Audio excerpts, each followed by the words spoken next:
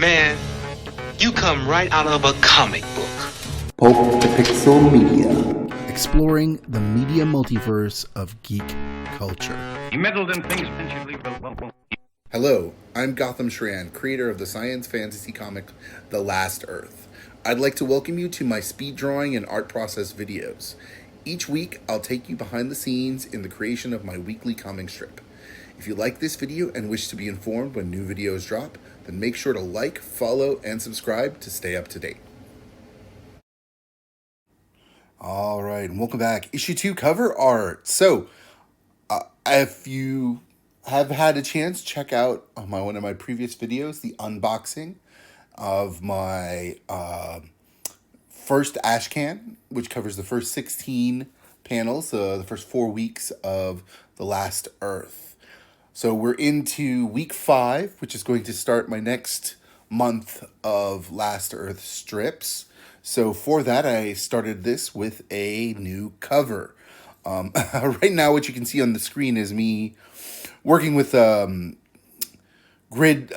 perspective grids. I'm kind of playing around with some ideas. I was going to do this sort of jumping motorcycle thing, but then I decided to change it.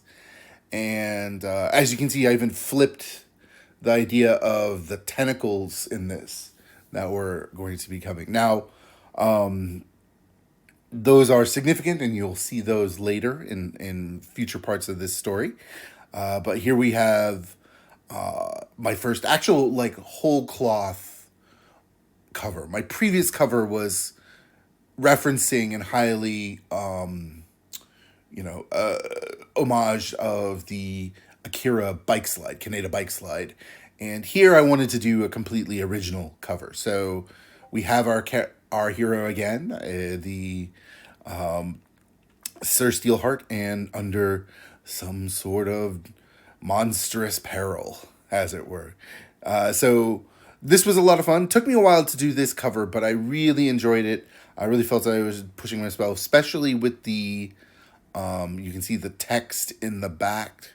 I was going for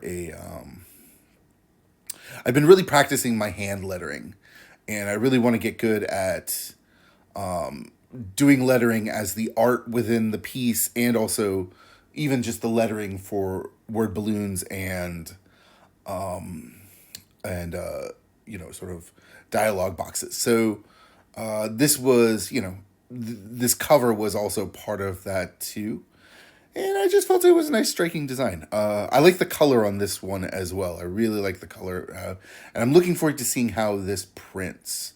Now, I am planning right now moving forward to keep printing ash cans of the monthly.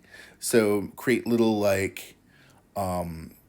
sort of little ash can sets covering it. And this is for, sale at conventions, and which I'm happy to say I'm starting to go to, and I'm right now looking at seeing if I can get a table at the Tucson convention, and then there's a big flea market up north in Arizona where that's coming up soon, where I'm hoping to sell some issues as well. This is all pretty exciting for me. This weekend we had our big fan fest here in Arizona, which is in Phoenix, which is pretty much our Comic-Con. And this was the first time it was a real business trip for me. I spent a lot of time networking, handing out books. I had books with me, stickers, handing out books and stickers.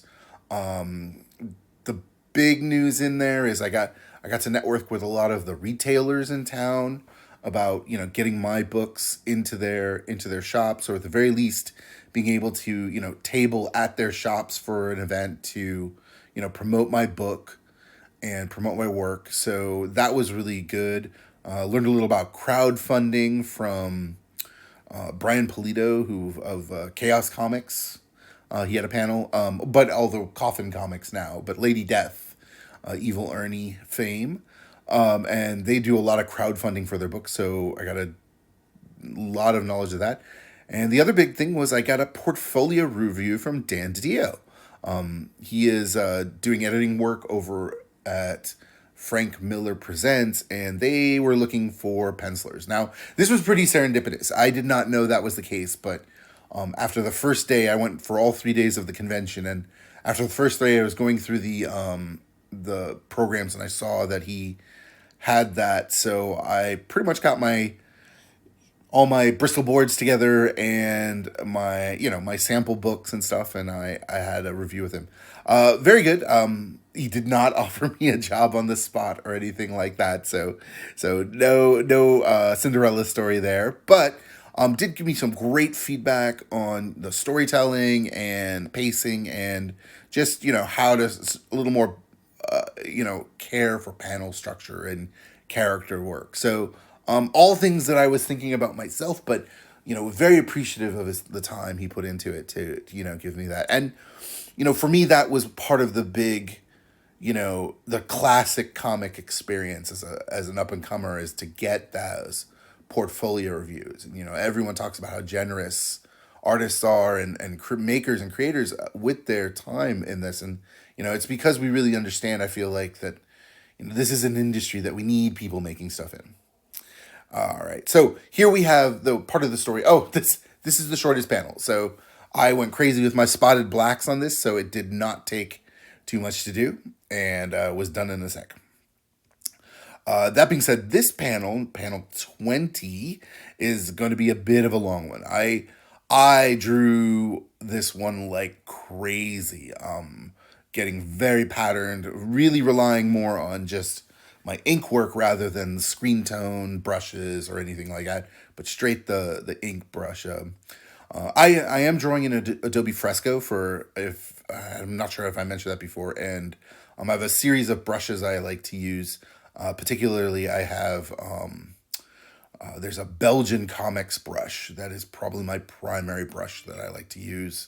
I like the shape of the line it makes and the taper it has, and I use a few others too, like a comics nib, and there's the pen. I usually use the pen actually when I'm lettering, so that there's less of a tail or a flare to it.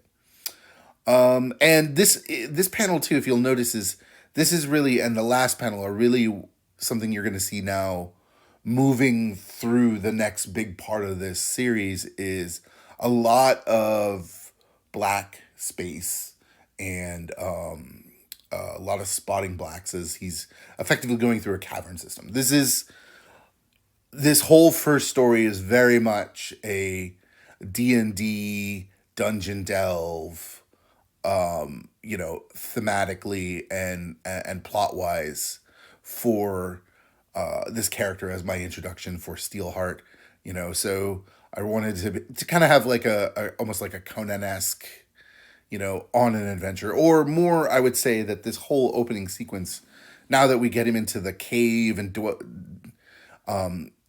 caverns and sort of the deeper part of this quest, is I would also, describe it as the opening to Raiders of the Lost Ark. When, we catch him in the middle of adventure already, just like a James Bond story, and he's on the hunt for a relic. Something we saw in most of the James Bond stories or the Indiana Jones ones, which that was what Spielberg really wanted to do as a James Bond, couldn't get the directing rights to that. This one was one where I wanted to have that same idea. So this is something that this first opening plot really leans into. This panel, I am very proud of this panel, to be honest. I put in a lot of texturing in it manually that I really could have used my brushes for and just not had to done this amount of work. But I wanted to do, I was looking at, I've been looking at a lot of like old, like Penny Dreadful and cowboy art, and there's just this heavy like line work all over the place. So I was kind of emulating that a little, kind of channeling a bit of that as well. And I just wanted my stamp on as much of it as possible. All right. Well, that covers us for today. Thanks again for joining me on my art process journey as I create my comic strip, The Last Earth. You can follow me on the web at www.pulptopixel.com. and on Instagram and Twitter at Pulp to Pixel. See the show description for links to my Linktree, my merch store, and donation site. See you next time when we return to the distant future of the last Earth.